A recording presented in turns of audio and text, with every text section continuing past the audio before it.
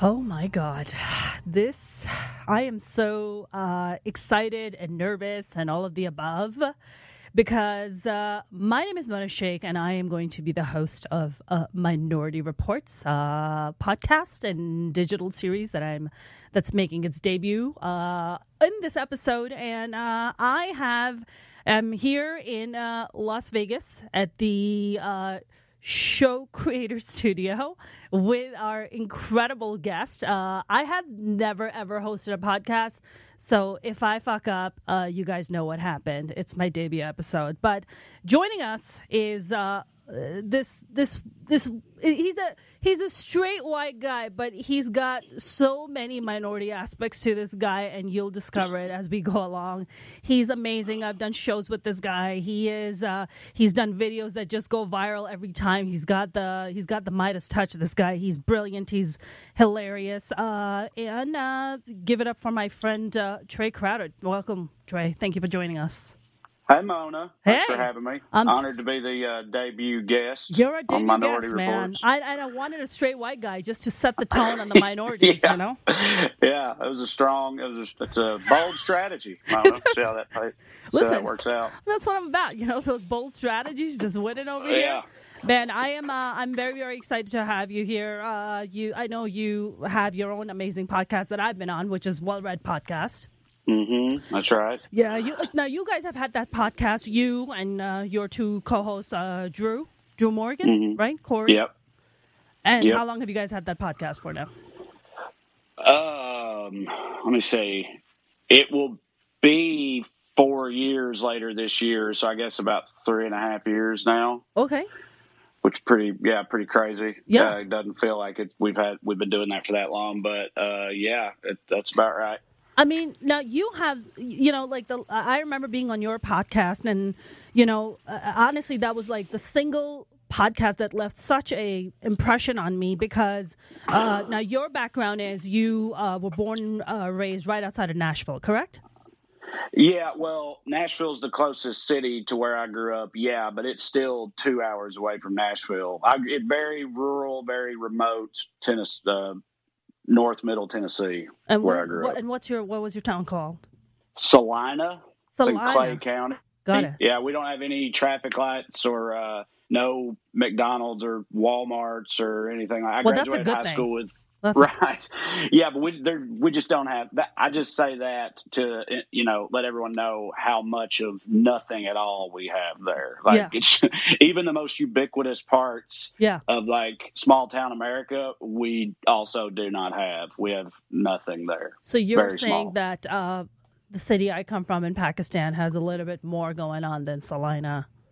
I would be shocked if they didn't. Yeah. But again, it's such a low bar. Wow, man, Karachi's got more going on than Salina. I'm shocked to hear that. That's incredible. I remember this one. So you and I come from such different backgrounds. So I was born and partially raised in Pakistan, and you're from Salina. And I remember when I was on your podcast, one of the things that really stood out to me was about our childhoods and how similar our childhoods were, and how similarly we thought, and then just ended up being stand-up comics. So I just kind of wanted to, we'll get into your awesome credits and stuff, but I wanted to really talk to you about, do you feel like stand-up comedy has always been your calling? Like this has been like it for you? Almost always. And what I mean is my dad actually had a video store when I was a kid. I don't know if you remember what those things were. Of course I do. I'm old enough, man. I'm old enough. It was a converted single wide trailer called Crowder's Video that he rented VHS tapes out of in our tiny little sleepy hamlet there, Salina, Tennessee. And I had so I don't ever remember one. I didn't even know what this meant when I was like really young, but I always wanted to just like do that, like make movies or whatever. But again, I didn't understand what any of that even meant. I just knew I wanted to do something in that area. And then from about 12 years onward, it specifically solidified as stand-up comedy in particular, because me and my dad watched Chris Rock Bigger and Blacker on HBO when I was 12 years old, and that was the first time that that kind of crystallized for me. So, I mean, since I was 12 at least, yeah, it's been stand-up for sure. I mean, it's to me, Bigger and Blacker was the first special ever by a stand-up comic that I memorized. This is me too. Yeah, I knew every single word to it. I watched it so many times. Exactly. I mean, what was that? Was that like, you grew up in an environment, I would think that's, I guess conservative or, so what was that like? Like you're sitting there and like you're watching, you're 12, Chris Rock is edgy, he's using colorful language. So your dad is what, cool with you watching this and kind of memorizing it? And my dad was honestly, at times looking back on it, my dad was almost too cool about the stuff he would let me watch, because not Chris Rock was perfect, I think, for, how old I was and, all of that at the time. But my dad was so like open about letting me watch different types of content because he owned that video store or whatever. And I mean, sure. R-rated movies and whatnot, but also weird movies. Like he would show me like David Lynch movies and shit when I was frankly too young for that. not even because of just it being like disturbing, although that too, but more just like there's no way that I was going to wrap my head around that type of thing. So Chris Rock didn't even come close to like registering with my dad as something that his 12-year-old son maybe shouldn't watch. You know what I mean? But I also it wasn't just that he let me watch it. I mean, that was a big part of it, but he loved it too. Like I remember him just like laughing his ass off throughout the whole thing. Cause that special's the one where Chris Rock gets into the whole thing about dads and like nobody gives a shit about dads. All anybody ever talks about is moms, and nobody ever talks. All daddy gets is the big piece of chicken. Right. Like that whole bit. Yeah. And I remember my dad just losing his mind at that because my mom and dad were divorced, and my dad, I pretty much was raised by a single father, so I know that whole bit in particular. He just was losing his mind, and that had an effect on me. So yeah, I mean, like, do you feel like because I guess your parents got divorced early, and you kind of grew up, like you said, with a single dad? Do you feel like as a young child you were kind of using comedy or like I guess creating your own form of entertainment to escape? Like, is that something that? Yeah, probably. I don't remember like conscientiously thinking about it in that way or anything, but I do think that was probably what I was doing at the time. Like I was always like the funny kid in my group of friends or the funny kid in my class. I'm from a little redneck town. There was a lot of funny characters in my school, but I was always one of the funny ones. And I mean, again, I didn't think about it in that way at the time, but looking back on it, I do think that a big part of that was because like so many different aspects of my life were not at all funny and were, difficult or dark or whatever. Yeah. And so I think it was just like a natural defense mechanism or something. Sure. I mean, like, do you have friends that you keep in touch with from that kind of time? And are they, when they hear you're a stand-up comic, they're like, yeah, that makes sense. We need that. Actually, my like closest friends from growing up in Salina are still my very good friends to this day. We all get together at least once a year, normally in the summer, and like go out on the lake or something like that. Yeah. But I'm in touch with them all the time. We got a group text, that's ongoing. I mean, I'm talk to them a lot and try to see them at least once a year. And we've been that tight like that since we were children. And so, yeah, they knew that I wanted to do stand up for years before I ever did it. They all would tell me then like, yeah, I think you'd be good at that. You should do that. And then from the time I very first started doing it, they would all come out to open mics and stuff that I was doing. So, wow. I mean, they've pretty much been with it the whole time. I do think that some friends I made later in college and stuff who didn't know me like as well. Sure. I do think that a lot of them still sort of have that reaction sometimes. I'm sure they don't all have it, but I think a fair number of them find out, Trae's a stand-up comedian now, and they're like, yeah, I can see that. Yeah. I mean, can I borrow your friends? Because my family refuses to come out and watch me do stand-up, like... Yeah, I don't know if you be careful what you wish for. You're a bunch of drunk wild asses at your next show. I'd rather take that. I'd take any kind of attention at this point. My family is. I was in Dallas. My family lives in Dallas, and I was visiting them, and I had shows lined up. And my brother were like, "What are you doing tonight?" I said, "I got shows. You guys want to roll with me?" And they were like, "Nah, we're gonna stay home and watch television." I was like, Yeah, "That's cool. That's more are important." they afraid?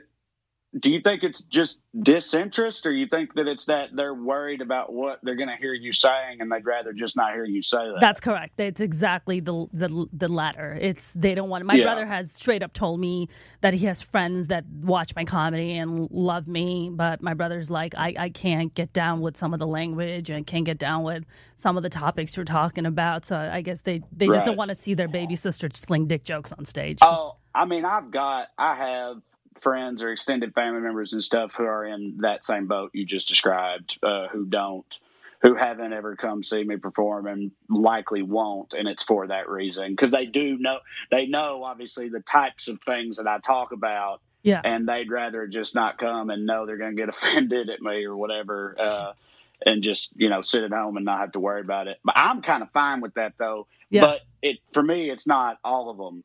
Like if it was all of my friends and family, like you were saying, then I would probably, be a little upset. Yeah, none of my brothers. I have 4 older brothers. None of my brothers have ever been to any one of my shows ever. Yeah. And my mom shows up and she can't understand half the shit I'm talking about because language barrier is a beautiful thing. So that saves me quite a bit. But yeah, it's just not a thing. I mean, like now with now with you kind of your career taking off and you're doing a lot of bigger and better things. I mean, I really wanted to get your take on what's happening with the PC culture. Like what are your kind of thoughts, and how do you think it affects you and your comedy and comedy in general, I guess?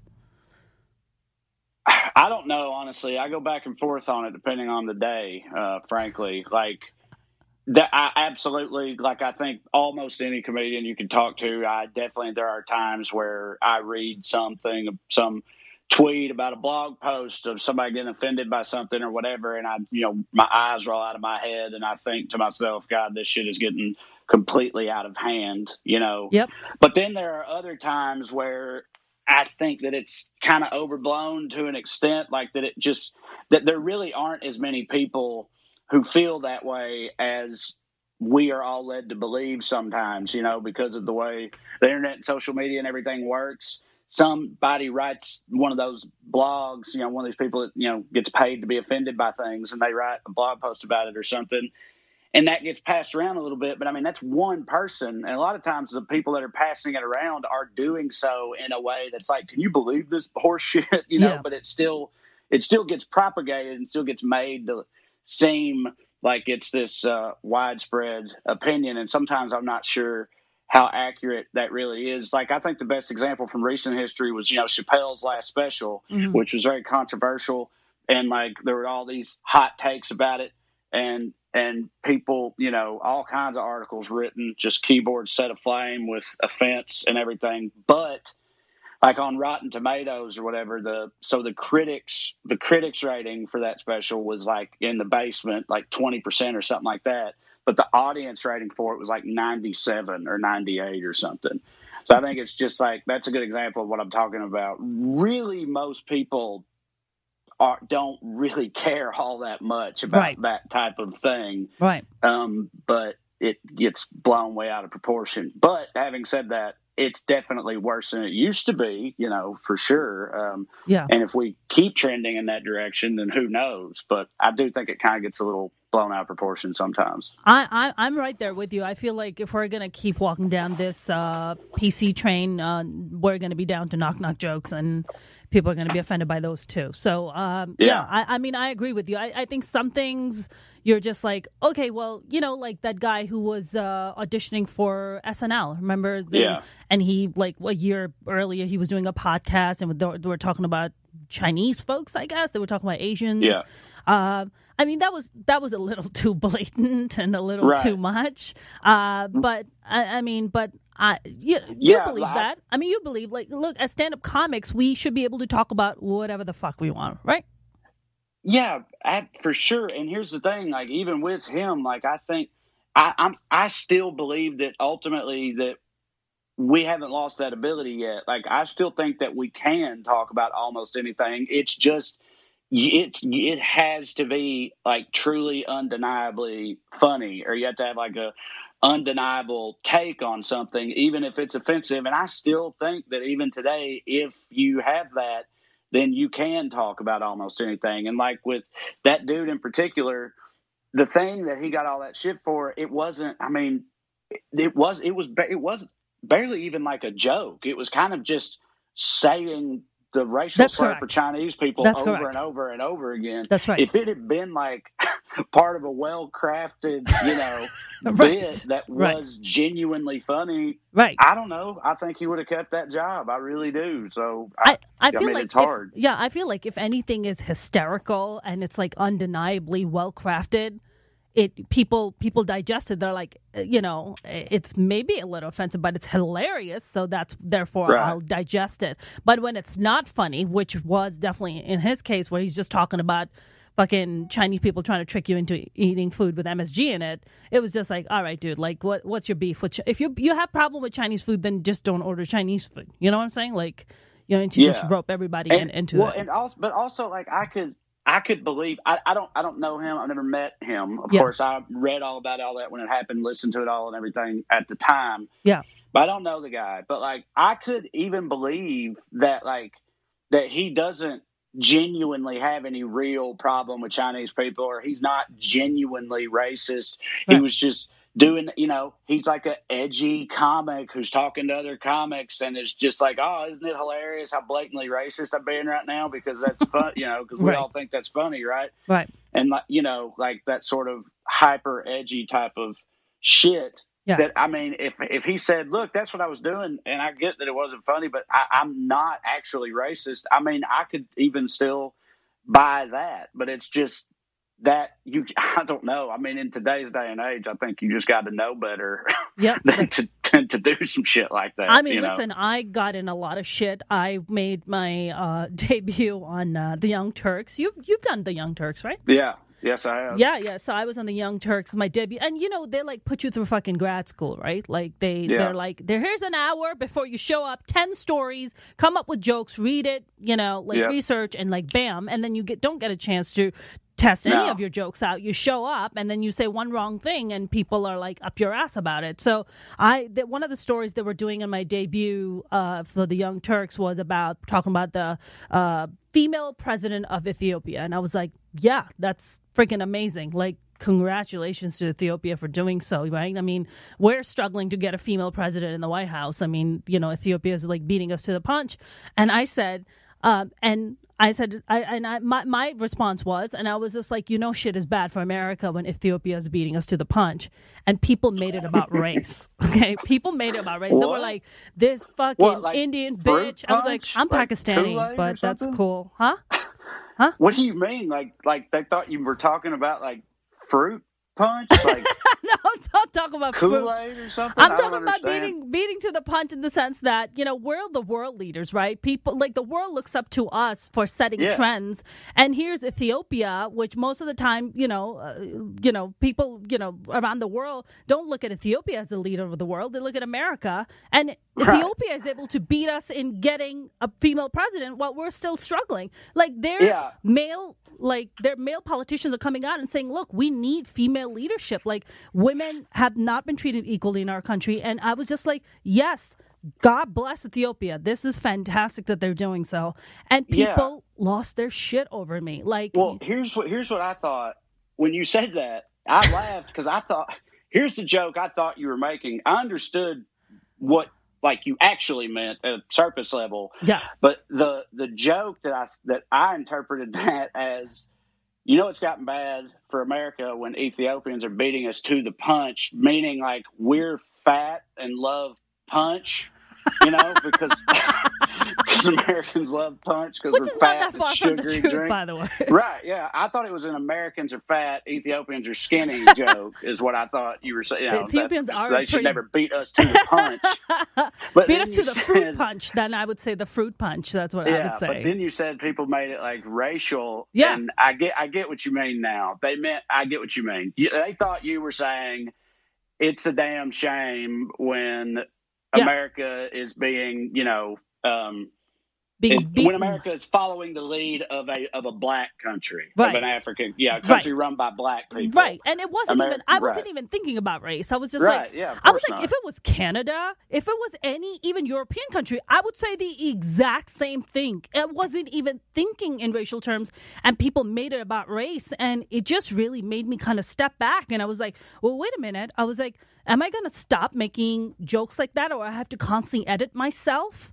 To satisfy people? And I was just like, but that's not even the intent I came from, I'm obviously, pretty darn white, and my wife is really? just Trae, exceedingly white. I could never tell. Yeah. But my wife is like crazy white. I mean, I don't know. I'm sitting in like her office right now and see all this just a menagerie of whatever kind. There's a fur coat right here. Listen, if there's a break-in in your house tonight, Mona showed up because I'm a clothes fanatic. So well, she is too. But so like I joke about, like any married person, I joke about my spouse. Yeah.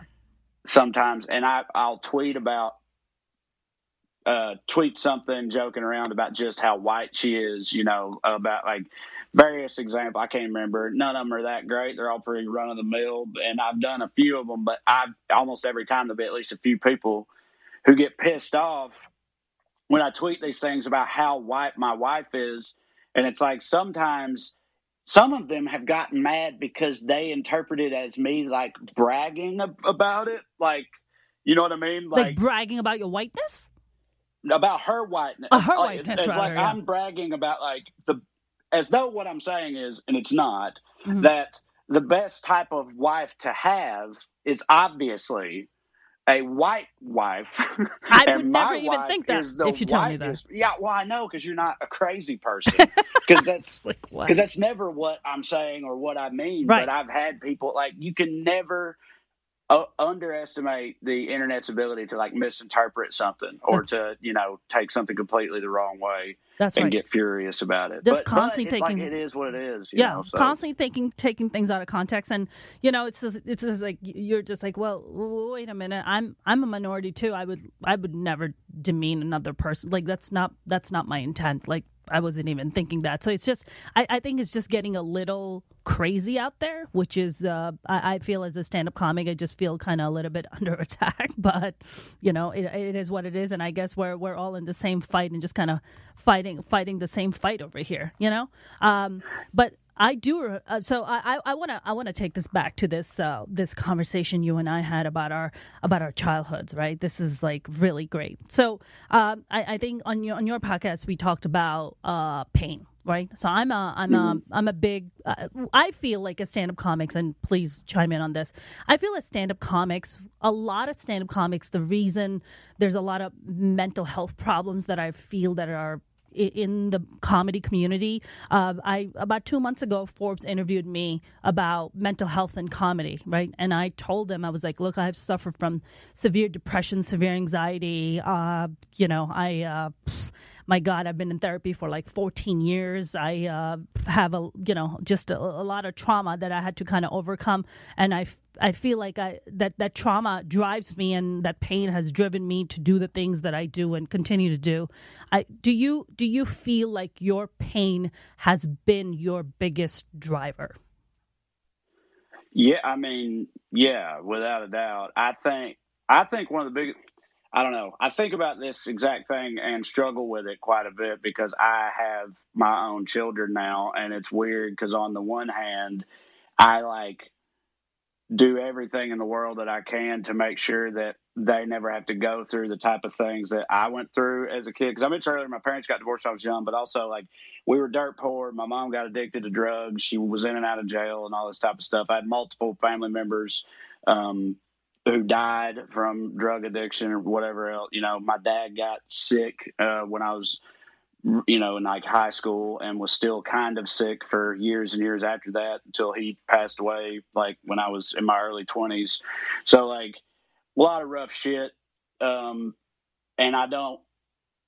it's very important to me to like shield my sons from any of that type of like trauma. Mm-hmm. But then there's another part of me sometimes that thinks like, I don't want them to grow up like as just like spoiled little brats who don't know how to handle any kind of adversity or anything like that either. You know what I mean? Like, because I do think that one of the main things you get from an experience like that is the ability to not just completely lose your shit whenever anything goes off course a little bit or something doesn't go exactly your way. You know what I mean? Like you don't freak out the way that I think people who had like a more privileged and sheltered upbringing, like they freak out, when their toilet gets stopped up or something like that. Sure. But like if you, went through some shit when you were younger, you can kind of roll with the punches a little better. Because trauma just gives you that extra layer to take those punches. When life throws those jabs at you, you're just like, oh, I've been through this trauma before. I can handle this. I mean, know, like you come from trauma, and I feel like a lot of good comics come from trauma.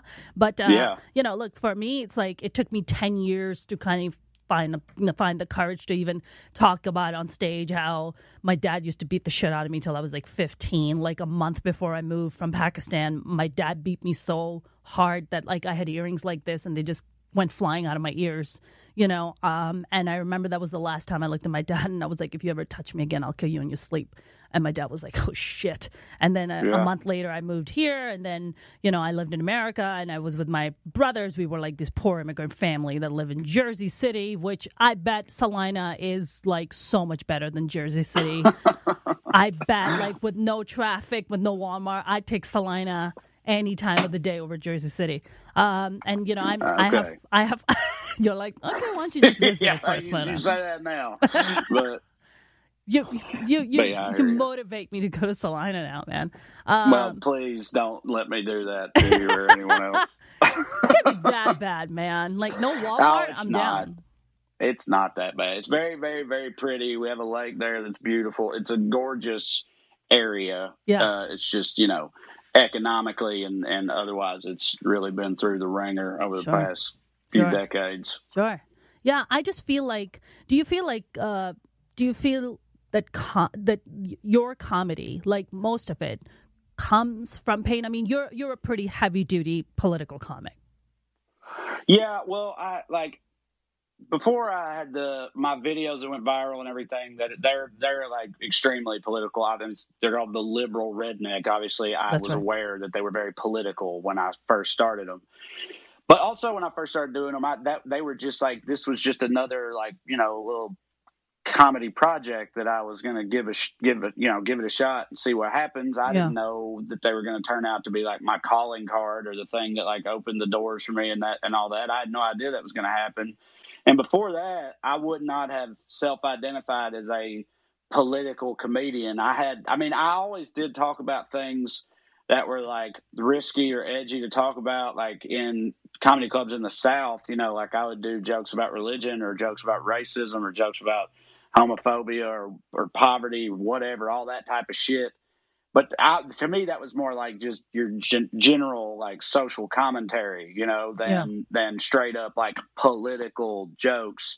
Yeah. But to a lot, it's kind of a gray area, though. I understand, because like to a lot of people that would be considered like political comedy also. So depending on how you define it, I guess I'm pretty political, but I'm almost exclusively talk about even those things from like my personal perspective on them. Do you know what I mean? Like about just people, assholes that I've known my whole life growing up around or whatever, and how they're fucking everything up for the rest of us and whatnot. Like, it all comes from like a personal perspective, and it's usually either based in pain or, rage or both. So, there's a lot of that in there. I mean, I feel like for me, the one of the hardest things that I'm kind of going through right now is how much of your pain do you talk about on stage without it becoming the self-loathing, self-pity kind of a thing. I think that's the part that I'm kind of struggling with. I was telling this story about me being like, 13 years old or something, and about my dad. I was doing a play. I was doing a play in my school in Pakistan, and my Dad came to pick me up. We were supposed to go to my uncle's wedding, and I was supposed to be ready, and my dad didn't want to come and watch my play.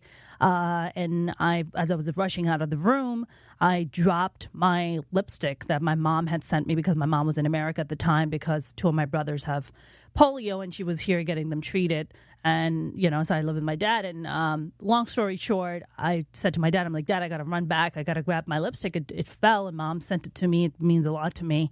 And apparently I was in there for like more than the time that he was waiting for me a while, for 10, 15 minutes.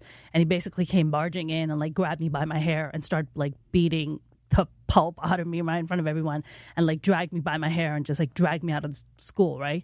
And that leaves just a tad bit of traumas when that happens. Yeah, just a tad bit. And I think, bet. Yeah, and I think. And you've been trying to tell that story on stage, is what you're saying? Yeah, it's hard. It's hard. It's hard. Like people, because I don't want people to pity me. Like I don't want your fucking pity. Right. Well, I have a bit like that right now also, except it's nowhere near as traumatizing as yours is. So that would be even more difficult to do than but even what I'm about to tell you, I've been finding certain crowds would prefer that I didn't bring this up, I think. But to me, it's like hilarious. Like, yes, it's fucked up. And yes, it would, mess a kid up, which it did. Yeah. But I also think it's hilarious. And it's this true story of the time. My mom once picked me up from kindergarten in blackface, right? She was like, "What the? What was going through her head?" This is true. It wasn't like vaudeville style, like that classic blackface get up. She was in costume. She was dressed up in costume as Aunt Jemima, the syrup lady, because you see, Mona. It was pancake day at the diner she worked at. Got it. And so she thought she was just really going to, get spice into things up for the client to get into character. Yeah, exactly. Yeah. And then she got off her shift. It was time for school to get out. So she came and picked me up without going home to change. So she shows up as Aunt Jemima, including, the makeup, all of her exposed skin was, covered in brown makeup or whatever, because that was. Did she look like me? Did she have my kind of coloring, or what did she look like? It was darker than your skin for sure, but still not that like literal black face. So, like I said, like vaudeville style, but like. Anyway, I do like this joke because it's happening on MLK Day, and just kind of. You're so right. That's true. I didn't even.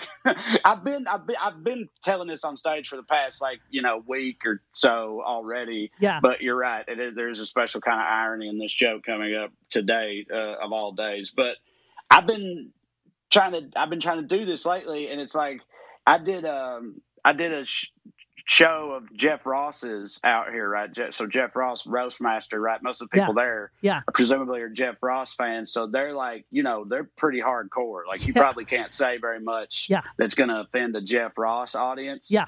And so at that show, it did great. Yeah. Like it went over fantastically. But at other more typical like LA shows, right? People very much tense up, and I think it's just like they're like, God, we'd really rather not talk about this right now if you don't mind. Yeah, blackface in any context, really. Sure. But in the context I tell it in is talking about how, like my mom fucked me up as a kid. Sure. It's like, here's a good example. Yeah. And I tell that story. So yeah, I'm trying to navigate. It's hard to do that. Drew, I don't want to tell stories out of school, but Drew, who you mentioned earlier, who I tour with, his brother is in prison long term, and I don't want to get into the details, but Drew has tried to turn that whole story into a stand-up bit off and on for years, and so far he's mostly found that it's just too much for people. It's like way darker or way more fucked up or whatever than it is funny to most people. I mean, when I when I talk about it, I mean, I see people getting like really tense, people getting really scared. I mean, for me, like I try to diffuse the situation by saying like, do you know how hard like, choking or any of that is for me in the bedroom now, because my dad fucked that up for me in the foreplay. Like that foreplay is gone. Like I can't have that. Bet. because it's just like, I'm just like, daddy, like any kind of pulling of hair, I'm just like, it's over. I just, that foreplay is out of the question for me. People are like, I'm just like, it didn't fucking happen to you. It happened to me. Relax. Like, relax. It's fine. Yeah, I know. Yeah, I know what you mean. Again, that particular example is, even more hardcore than anything I've ever attempted. But I do know what you mean because I've had multiple run-ins with that myself. Trying to mine comedy from the darkness. I did have a bit that worked really well that I did for a long time that was entirely about my mom being a drug addict, though, because I was always kind of proud of that. And how would that go down? It's been a long time since I've done it, but it was basically, it just focused on like how ridiculous. She really honestly thought that I didn't know what was going on, and how now I'm just insulted by that looking back on it, because like her and all her clientele, they were pillbillies, like not the most suave operatives, you know what I mean, when it comes to keeping secrets and stuff. And they would talk in code, they'd have secret code words, but they didn't make any sense. Like they'd come over and ask my mom if she had any vegetables, and I would just be like, I live with her, right? I ain't had a vegetable in 6 goddamn months.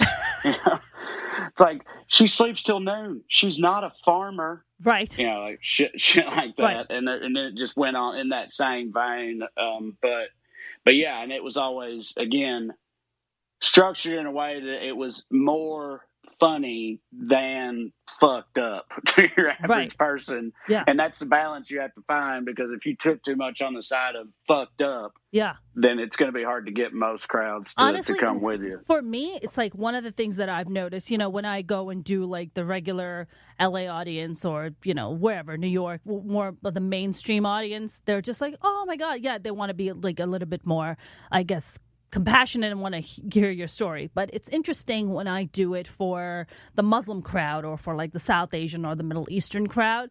They always have like this weird awkwardness where they're just like, oh, that happened to you, but did that really happen to you? Because they always kind of have this sense as if I'm making this stuff up, or somehow that it's reflecting poorly on them or the culture because of all the stories and perhaps the stereotypes. So they feel like, oh my God, you're like playing into the stereotypes. And I'm just like, I'm not playing into the stereotypes. I'm just telling you my truth and what I've experienced, right? And people just try to make it more personal about them. And it's like, bitch, it's not about you. It's like, it's not about you. I'm talking to you about my life, That particular dynamic you just described is something that I very much relate to. Telling stories or, stories, sometimes stand up, sometimes not even stand up, in interviews or whatever. And they're all true. They're completely true about like my hometown or my childhood or whatever. And people will get mad at me for the exact same reasons you said. It's like, you make us look bad with that, or you make Salina look bad, or you make your family look bad, or you make just Southerners look bad. You're playing in the stereotypes, like you say, like you were just saying. Yep. And it has always pissed me off too, because I'm like, look, I'm telling that story because that happened. That's correct. What I mean? Like I can't help the fact that it happened, and also like I've always gone out of my way to try to do the opposite, meaning like, if there's some stereotypical shit that has happened to me or is true, then I'll acknowledge that, but also go out of my way to point out how ridiculous it is to think that every single person, either of a certain race or from a certain place or of a certain religion or whatever, that they're all the same in any way. Like, that's right. And that applies to fucking, poor white people from the South just as much as it does to Muslims or whoever. That's right. Of course, that's ridiculous. And so I always go out of my way to try to talk about that also. But if I had some redneck shit happen to me and I want to talk about it, I'm going to talk about it. That's right. That's right. And it just, it perfectly kind of brings me to the point about why did I have a straight white guy, comedian as my guest? It's because you are the liberal redneck. And for me on Minority Reportz, it's not just about being minorities by ethnicity, but it's also a minority point of view, which I really feel that you have. Yeah. I'm not a unicorn, but I'm part of a pack of unicorns. I think there's I don't know. There's not that many of us out there, but we do exist. But it's funny. Very briefly, I don't know if you are aware. If you do, in like the writing world out here, like not stand-up writing, like, narrative writing, TV writing or whatever, every one of the studios and networks and stuff, all of them, they have these diversity programs, yes, right? they do. Where they give out. And I actually have done one of those. I was you have? That's awesome. NBC. I thought that when you said that earlier about having a straight white guy on Minority Reportz, NBC has a diversity program for late night comedy writing specifically. Yeah. And I did it in 2015, and it was funny because my pitch to them was a version of what you said about me. I was like, look. Yeah, I know I'm a straight white dude, but you can't tell me that within like late night writers' rooms in New York and LA or whatever, that my perspective is not an extreme minority. You know what I mean? Like that totally it's something minority. that it's one that is ever, represented in any way. And I think that should, count a little bit. Yeah. And, I guess they bought it, but it's funny to tell people that I was in one of those diversity programs. I'm going to tell them that I was on Minority Reportz you too. Should. I think I also want to know, did you have some like pissed off like minority people there in the group who were looking at you? They're like, what's this white guy doing here? No. Maybe. I don't know. They certainly didn't. We ended up, by the end of our thing, we were all, we're all friends and we're getting along great. When I first walked in, they very, definitely may have thought that. But when the NBC people sort of went around the table and like introduced everybody, you know what I mean? Yeah. They said a version of what we both just said a minute ago about me, I think, to kind of diffuse that. They didn't come out and say, you might be wondering why this straight white dude is in here. They didn't say that. That'd be too much on the nose. Like, the thing about Trae is he whatever, and they said something like, and here in our program, it's about not just diversity of race or ethnicity or whatever, but also diversity of experience, or something like that. So they kind of I think tried to get out in front of it or something with me. Yeah. but no, it ended up going fine. See, that makes me really happy because NBC came and validated my point, which is you have a minority point of view, and here you are on Minority Reportz. I'm very happy that you came on. I was looking at some of your IMDb credits here, and you guys have an untitled well-read project. Can you talk a little bit about that, or is that well, it yeah, yes and no. We've had as much as you want to. There's no pressure or whatever. Well, it's also just that it's been a few different things, and it's currently in the middle of changing again. Do you know what I mean? Because that's how that goes with pilots and stuff. It bounces around, and I've got the well-read group thing with Corey and Drew. I've also had my own singular pilot that I've went through 4 iterations of right now or something. Yeah. It's turns out it's really, really hard to get a TV show made all the way and onto the air, but I'm still trying very much, and I've got a couple of those going, but they're all, I used to talk more about them in detail early on, but then as they kept not happening at one place and going to another place and then changing completely, you know what I mean, I kind of just stopped getting into details until until we get to a more concrete stage where it's until something is actually airing. But I am actively working on it. Yeah. And me and Corey and Drew are in the middle of doing some sketch comedy for Comedy Central's digital platform. Awesome. We've put 3 out already, and we're shooting more right now, and they'll be coming out soon. Have they aired yet or no? There's 3 of them out on Comedy Central's Comedy Central's YouTube channel and their website and all of their different digital platforms. And if you just look for Well Read, or if you Google my name or whatever, then they should come up. Oh, but awesome. There's 3 out so far, but we're making more right now. So yeah, I'd love to totally check it out. What else you got going on? You got some other? We're breaking from touring right now, just taking a little bit of time off, but we'll be going back out starting in March of this year, and then from then on over the course of the rest of 2020 we'll be out and about all around the country. So again, if you Google me or go to our website, which is Well Read, that's RED, wellreadcomedy.com.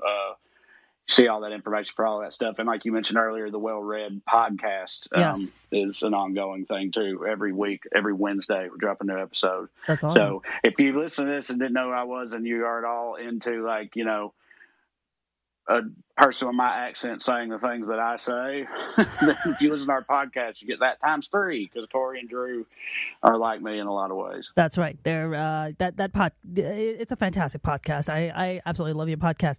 Do you want to do some of your social media plug before we wrap up? Yeah, it's all just my name, Trae Crowder, Trae Crowder, like on pretty much all of them. So if you just like I said, Google it and whatever, you'll find any of them that way. I love it. Well, Trae, this was really a lot of fun. Did you have fun? I had a great time. I always have a great time when I talk to you, Mona. The feeling is mutual, my friend. Feeling's mutual. Thank you so much for joining us, Trae Crowder. Thank you so much for joining us. Bye. Bye. Do I need to? I'm going to end you. Should I get off here?